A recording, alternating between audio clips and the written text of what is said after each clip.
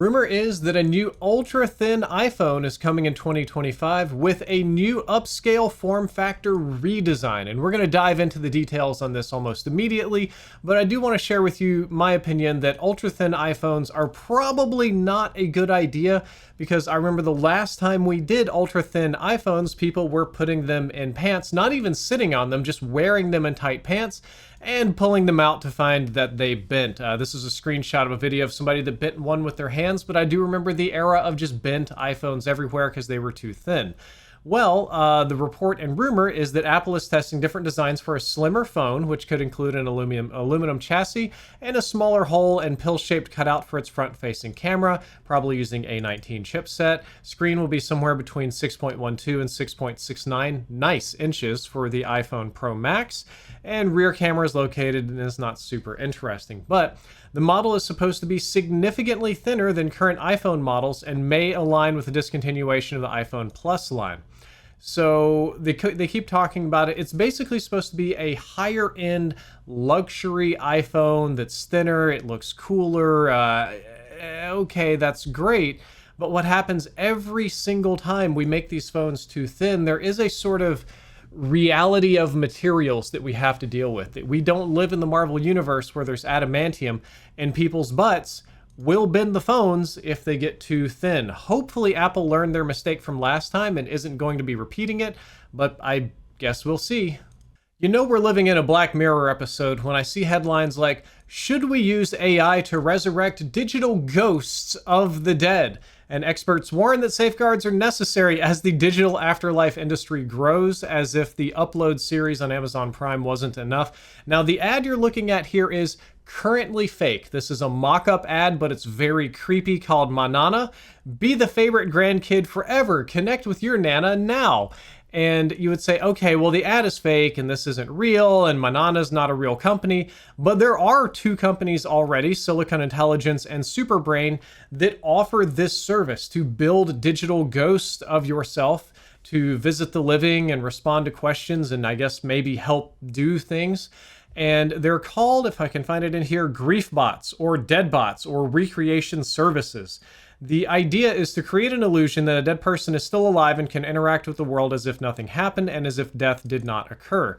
So the primary purpose of this technology is to help people process grief, or so they claim, to help a child or a loved one or somebody kind of move on. There's also people that seem to want digital immortality and always forget the part that your brain is the one that's dying. But hey, what do I know? I'm just a guy on TikTok. Here's another advertisement, again, a mock-up, but very creepy and prescient and on point. It says, "Be there for your kids, even when you no longer can."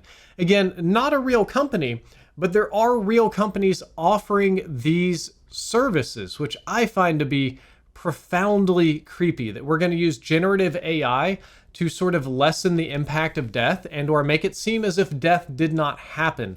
It is they say, oh, this technology disrupts that and this technology changes this and it's unnatural. This is a pretty big affront to the natural order, but we human beings are good at upending all of that. So I will probably, just for the fun of it, make myself a digital ghost before I die. I think I'm just going to make a troll ghost. I'm not going to try to help anybody process grief.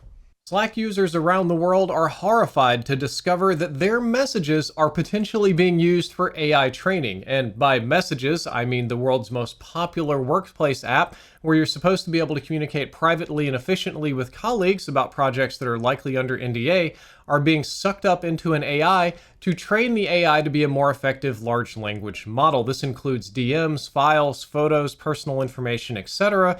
And that's because they have a vague policy that by default sucks up customers' data and allows them to do all this. Now, Slack has a different story. Slack engineer Aaron Maurer says that they do not train its large language models based on customer data, and that the policy may need to be updating to explain more carefully how these privacy principles play with Slack AI. And they said that this was originally written about the search recommendation work they've been doing with Slack AI for years to make a better search engine. However, as many people have pointed out, that sure, maybe the company says they're not doing it, but all of their legal terms and conditions that you have to agree to get into the app and use it gives them permission to. And without some sort of lawsuit or subpoena or federal oversight, we really just kind of won't know. As this article points it out, it is an incongruency at best. The company says it's doing one thing, but all of its legal paperwork says another one. And the company is now talking about adding updates to its privacy policy to clarify what's going on. What's weird about this as well is there's no opting out. You can't just like opt out. There's no except. You can send an email. You can email the experience team feedback@slack.com with your workspace org URL and all sorts of different stuff. And if you individually email the company, then somebody at the company will get back to you and opt you out of the AI training, which obviously is the most efficient, reasonable way to do that, and not just have a button, right? People are saying, well, you can always quit your job. I guess you could, because companies often require their employees to use Slack. And the consent model that they have in play seems to be in conflict with the GDPR. So the entire European Union could get involved with this and maybe clamp it down as well. So it's pretty much a classic case of corporate malfeasance where one hand says they're doing something and the other hand is doing something completely different.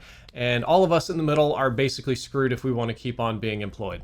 A company invented a USB flash drive that will last for 200 years without any data corruption, but it only stores 8 kilobits of data. And I'm not sure why you would need a product like this unless you're planning to Rip Van Winkle sleep for a couple hundred years, maybe a little bit of time travel.